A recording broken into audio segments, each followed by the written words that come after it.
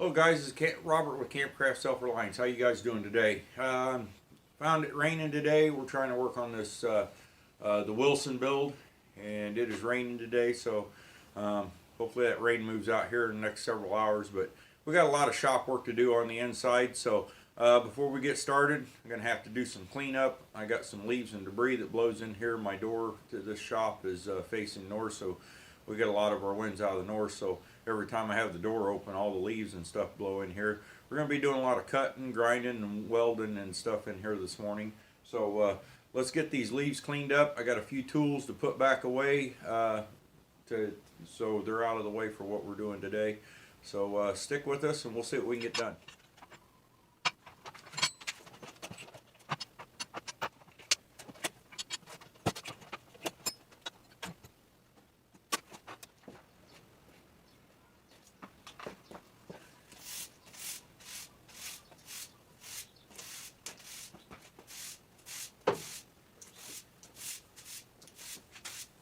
Alright guys, one of the things we got to do here is we got to get these hinges apart. Get the one part away from the actual hinge part. We have a huge pin here. Cotter key, they're usually all rusted up. You're not going to get the things bent back in there right. So I took the grinder and just ground the tip of that off, and then I took an alignment punch and just tapped that rest of that key out of there. Now I'm getting ready to drive this big pin out the other side to separate the two hinges together. So let's see what we can get done.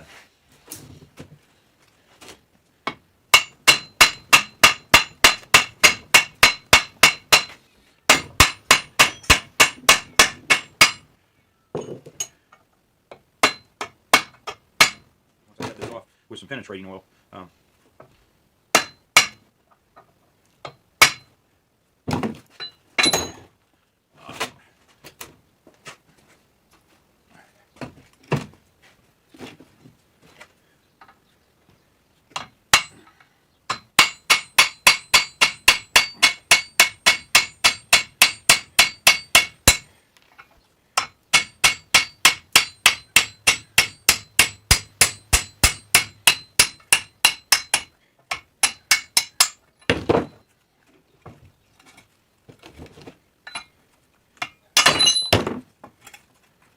Just like that.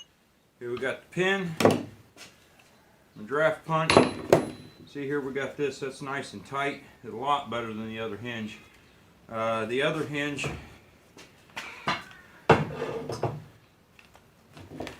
was just these two brackets, didn't have this slide pull in there. So this is a much superior hinge. We'll take something and clean out the inside of this bore, and of course we'll clean up this pin. There is, you can see it on camera, but right there there's a grease zerk. We'll make sure that grease zerk's all clear and everything, so when we start putting this back together, we have a nice nice greasable link there to prevent wear. There's one down. We'll get the other one out, and then we can start cutting all this bracketry off of this side of the hinge. Okay guys, as you can see here, all the brackets that was on this, that was here, this is welded to the frame of the donor truck. When I cut it, I cut about a ½ inch. I left, and then I come in here with a torch and trimmed the rest of that off, and then took a grinder and then grind that down before it's down to the original metal, and then I clean that up because we'll be welding that to the frame of the Wilson. So I got that done on both ends. Now it's time to clean up these brackets. I got to get these two side pieces off and get everything that's in the middle off of here. So that's what we'll be working on next. Okay guys, been making these brackets for the hinge pins that'll go for the top of the cylinders on the bed. These are the brackets that I decided to make instead of cutting off the old stuff that was bent and messed up here. Here what I got is a special tool. It's called a magnet drill. Basically, it's got a magnet base. You can put about 4,000 pounds of force on here. Um, and I'm actually I'm borrowing the bit that's this size, so I'm having to use my template as a guide on this. Usually they have a spring-loaded pin and you just center punch, and so I'm using the template as a guide here, making sure I have everything lined up. You can hear that humming. That is the electromagnetic magnet that's holding the base of this drill, and then I'm using it like a drill press. This thing comes in handy for drilling on the frames of trucks and stuff like that, where you're drilling sideways. It's a lot better than using a 1/2-inch drill. So, okay, here I can roll this up. I'm gonna put some cooling lube in there, and we'll get this drilled out.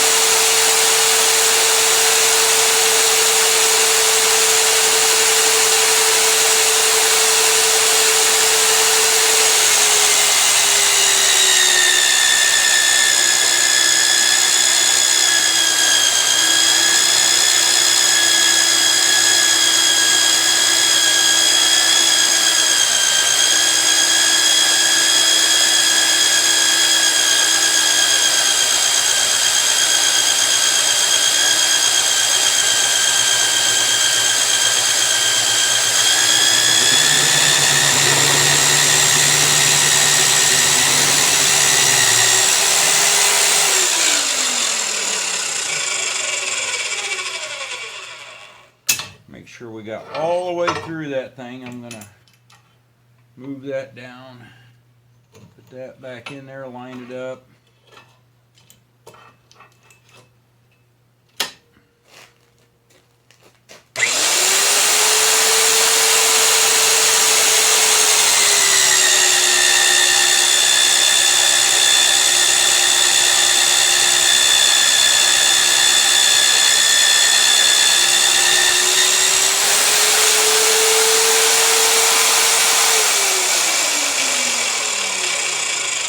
Magnet drill, I got this engaged right now. You can see all these shavings are sticking to it, and it's on the steel plate and it's moving. I just flip a little switch on the other end and it will move.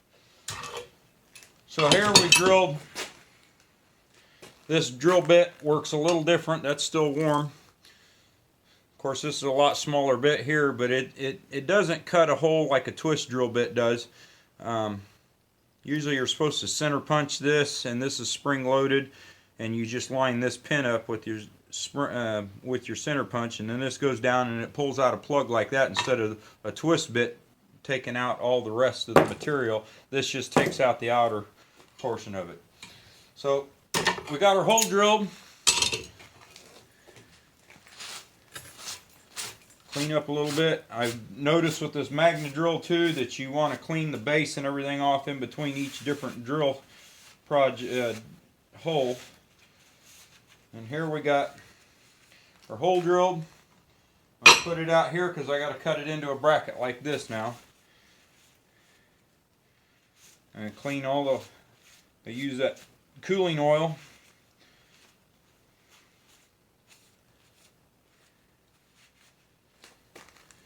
This is my pattern here. What I'm going to do here is take my pin and insert it in there, make sure that's all lined up, and then I'm going to make my cut line.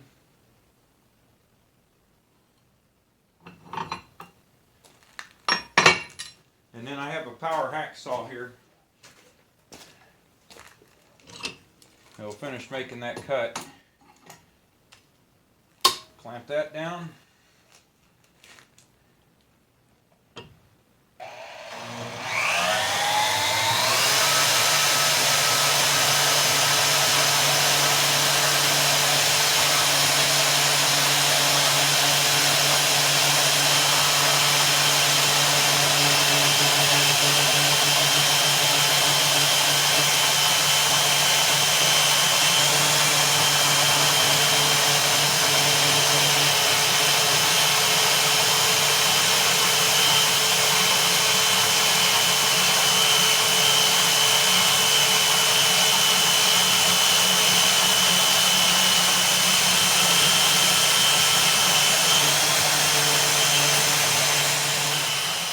Okay guys, I got had a storage issue with my phone here, and it cut off the last part of that video, but basically I finished cutting that off of the end of this piece. There is where it cut off at.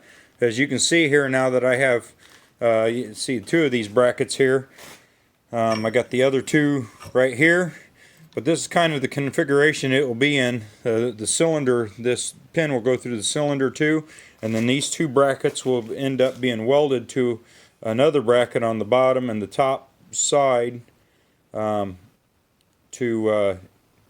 actually the back and the top side, to receive the on the bed of the truck, and then that will be where the rams will attach to the bed of the truck and pivot. So these are the brackets that we was making here, and I got them all made, and move on to the next project.